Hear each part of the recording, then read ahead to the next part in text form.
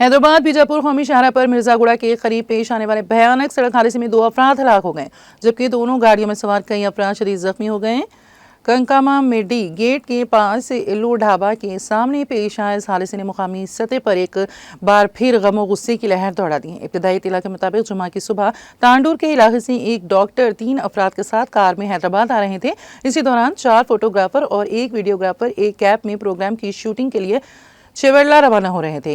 इल्लो ढाबा के करीब दोनों गाड़ियां आमने सामने खौफनाक अंदाज में टकरा गईं।